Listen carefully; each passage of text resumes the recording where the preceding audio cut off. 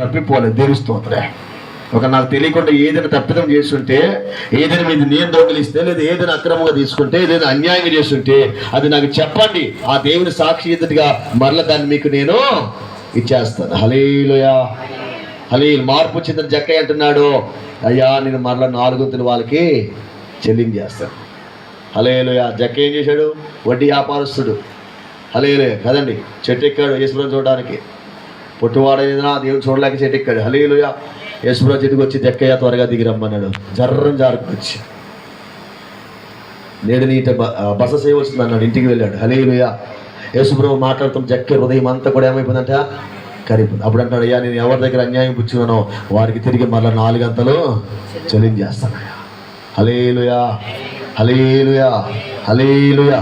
అంటే ఆ తప్పిదమును తెలుసుకున్నప్పుడు నీ జీవితాన్ని దేవునికి సమర్పిస్తావు. ఇక్కడ సమూయేలు తప్పిదం చేయలేదు, కానీ తను నడిచిన బాట నడిచాడు. దేవుని యథార్థంగా ఉన్నాడు. దేవుని స్తోత్రం.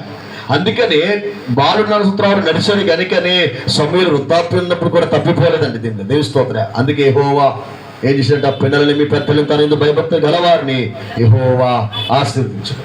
తన యందు భయభక్తులు యెహోవా ఆ పిల్లలు ఏం చేస్తాడంట? వృద్ధి పొందించినట్ట. దేవుని స్తోత్రం. యెహోవా మమ్మల్ని మర్చిపోలేదు. ఎప్పుడు మర్చిపోలేదు? దీన దశలో ఉన్నప్పుడు దేవుడు మర్చిపోలేదు.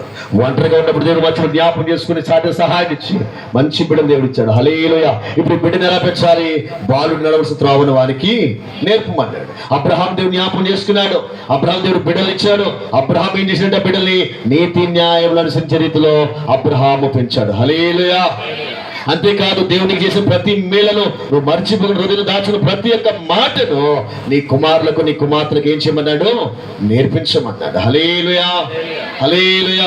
చూడండి, సమూయేలు తన యొక్క బాల్యకాలం ఏదైతే నేర్చుకున్నాడో, తల్లి ఉన్నప్పుడు ఏదైతే నేర్చుకున్నాడో, మంత్రి ఉన్నప్పుడు ఏదైతే నేర్చుకున్నాడో, వృద్ధాప్యం అంతా కూడా అదే చెప్తున్నాడు. హల్లెలూయా.